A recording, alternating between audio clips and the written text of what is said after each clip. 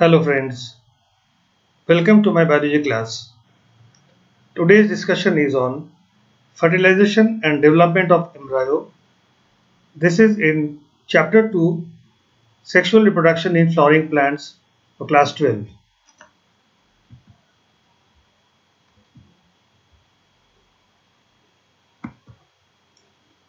In this session, you will learn what is double fertilization and triple fusion.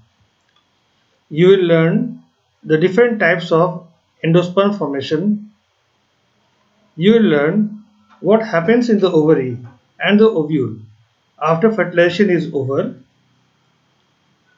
Then you will learn different terminologies which we will come across during discussion. Now let us start with fertilization.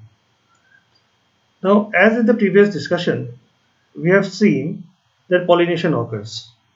Pollination means transfer of pollen grains from anther to the stigma. Now what happens? The pollen grains, they start germinating and the pollen tube enters into the ovule. This pollen tube carrying the male nuclei, means two male nuclei, the tube nucleus proceeds and the pollen tube enters through the micropyle and it enters into one of the synergids. There it discharges the two male gametes. One of the male gamete migrates towards the egg and fuses with it. Now this is called as syngamy. Due to syngamy, which is a fusion of a male and a female cell, a diploid zygote is formed. This diploid zygote later on will be developed into the embryo, which we will discuss in the next slides. The other male nucleus, since there were two male nuclei, the second male nucleus now enters and it moves towards the center of the ovule to meet with the secondary nucleus. This secondary nucleus is formed by fusion of the two polar nuclei. The fusion of one male gamete with the secondary nucleus is called as triple fusion, a very important term which we will come across and will be asked in the later part also. This triple fusion, what is this? This is fusion of one of the male gametes with the secondary nucleus. Secondary nucleus is a fusion of two polar nuclei. So here now you find three cells or three nuclei, they are fusing. That is why it is called as a triple fusion. This triple fusion results into a triploid cell, which will be called as primary endosperm nucleus, or it will be the primary endosperm cell. Here union of fusion of male and female cell occur twice. Once in between the male gamete and the egg, which we have just seen, it is called as syngamy, and the second is the triple fusion.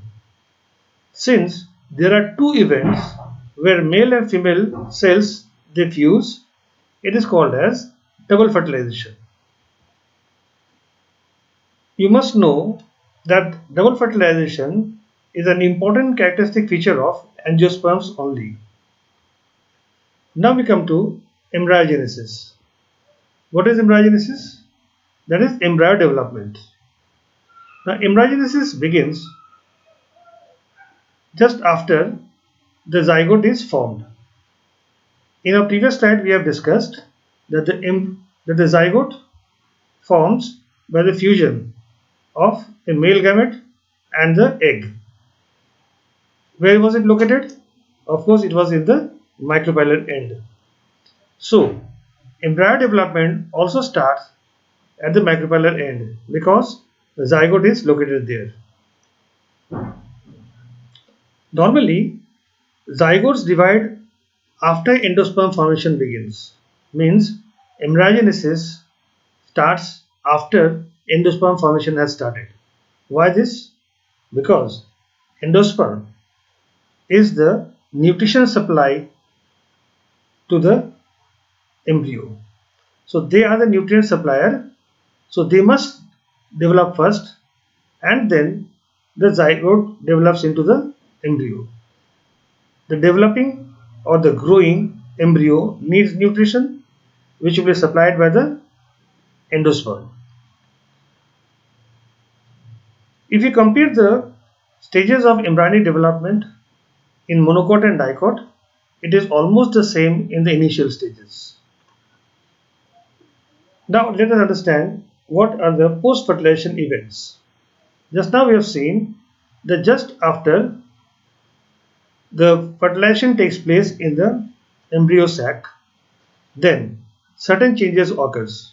What are these changes? Changes includes that the antipodal cells and the synergids they degenerate. Normally, the nucellus is used up, except for certain cases, for example in black pepper, beet, etc., where the nucellus is persistent and is called as perisperm. Normally, the calyx, corolla, androecium and style withers away. But there are various species. For example, in the family Solanaceae, example of Solanaceae plants, tomato, brinjal, etc. Here the calyx is persistent. In tomato you will see the green leaf-like structure. Even in brinjal we will see the leaf-like structures. These are the calyx which is persistent. The zygote develops into embryo, while the primary endosperm nucleus, in short called as PEN, it forms the endosperm. You have already understood what is the function of endosperm.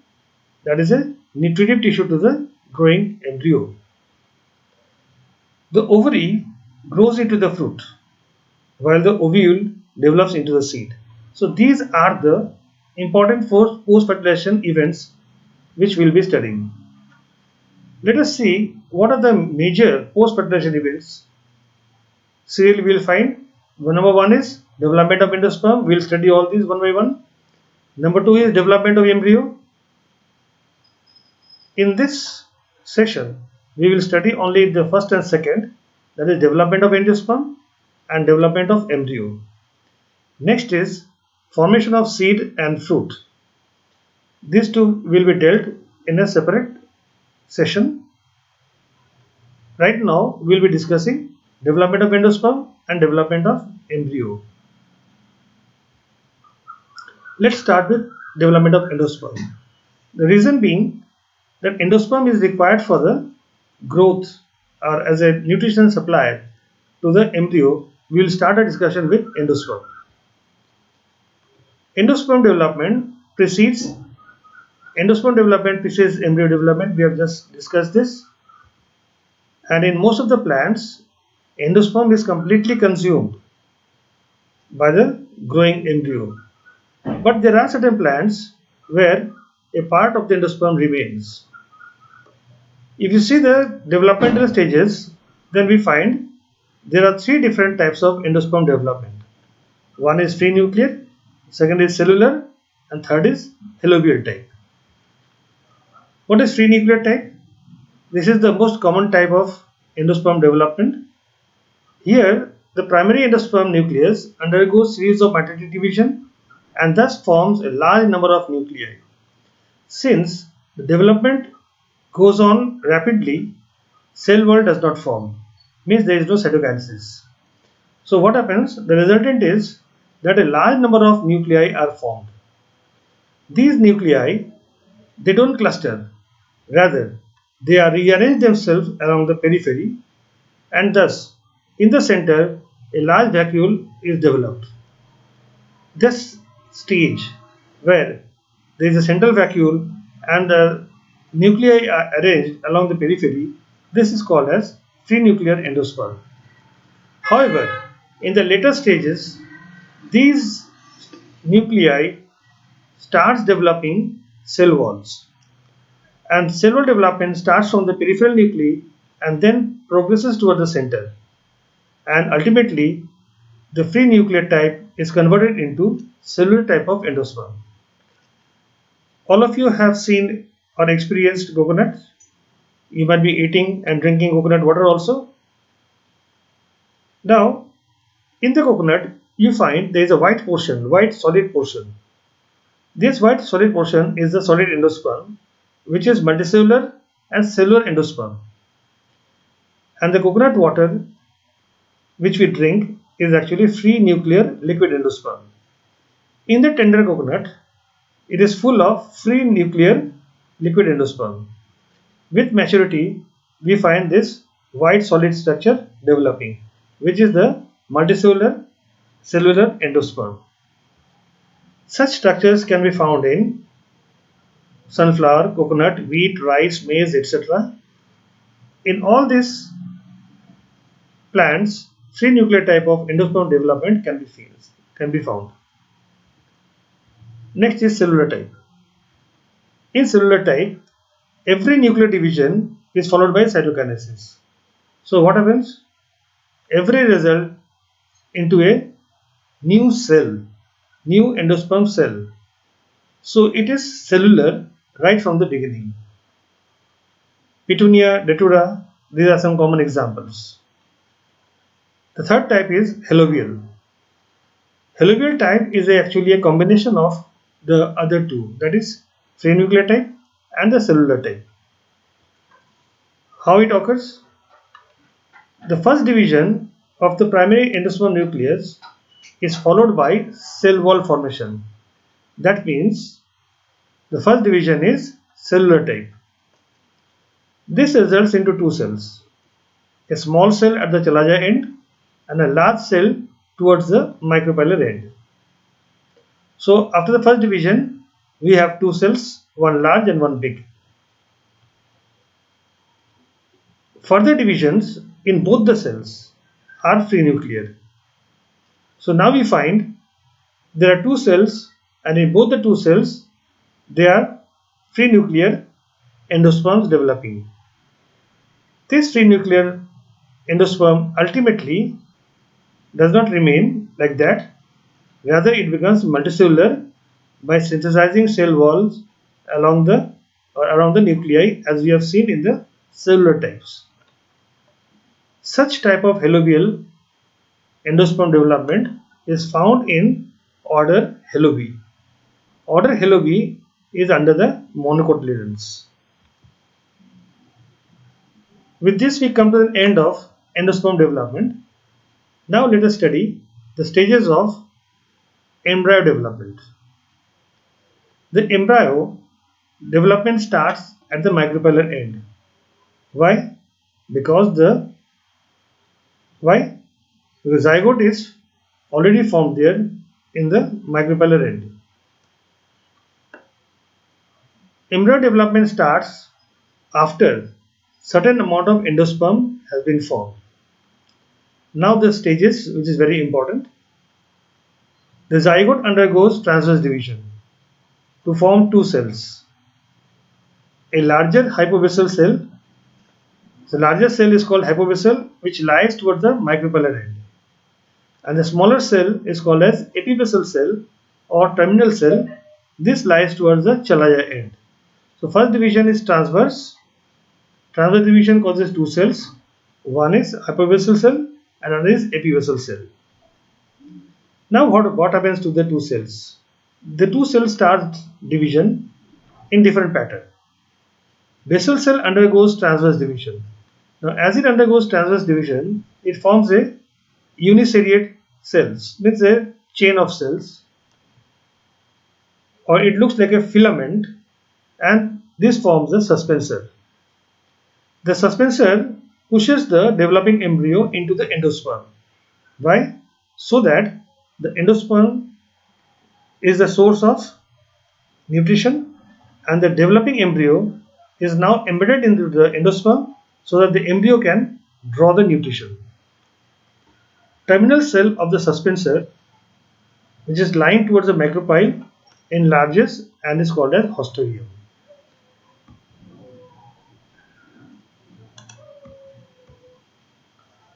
Epibasal cell divides in all planes. In the previous case we have found that it was only transverse division, so there was a filamentous structure. The epibasal cell, since it divides in all planes, so it takes a globular structure and is known as globular embryo. This important term, hypophysis. What is this hypophysis? This is the cell of the suspensor which remains contact with the proembryo. Cells of proembryo closer to the suspensor forms the hypocotyle and radicle, while the other cells form the epicotyle and the plumule. Proembryo changes from globular to heart shape. Now you see there is a change in the shapes. It was initially globular, now it has become heart shaped, and finally it takes another shape, that is a horseshoe shape, and then the mature embryo comes out. Mature embryo has two cotyledons and an embryonal axis. This embryonal axis means plumule radical axis. A typical monocot embryo has one cotyledon and embryonal axis, whereas mature dicot embryo has two cotyledon and embryonal axis. In grasses, this single cotyledon is called as scutellum. This is a very important term and is asked very often. Just now whatever we have studied, it is shown here in this diagram. This is the, can I recall what this structure is? This is the ovule structure. Now what has happened? After fertilization, these are the changes. Degenerating antibodal cells, degenerating synergids, this is the zygote and this is the PEN. Zygote divides transversely and these are the structures which you have just shown or discussed. Globular embryo, then the heart-shaped embryo, and then this is the suspensor, hosterium, and this portion forms the radicle and this portion forms the plumule, this lower portion, and these are the two cotyledons developing. This is the structure of a monocot. Here, monocot embryo, this is the scutellum, which is the monocot cotyledon found in grasses. So with this we are coming to an end of discussion on embryogenic development. We have come across these terms. If you can recollect, scutellum, free nuclear endosperm, embryogenesis, endosperm, double fertilization, perisperm, hypophysis, suspensor. We are all acquainted with these terms right now, and if it is possible you can write the meaning of these terms. In biology it is very important that you understand and you should be able to write properly the meaning of these terms and use the terms whenever it is required. Before we leave, these are some important questions for you. These are take home questions. You will write down the answers. Define double fertilization. Explain triple fusion. Describe the formation of endosperm. Why endosperm formation precedes embryo formation. Discuss the development of a dicot embryo. These are some of the important questions which you may expect from this discussion. Now it's time for me to leave. Before I leave, I must tell you that we have another video on fruit and seed.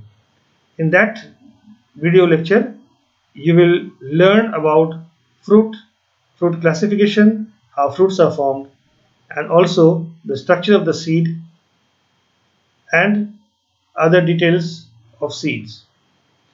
So with this, I leave. Thank you very much for being with me.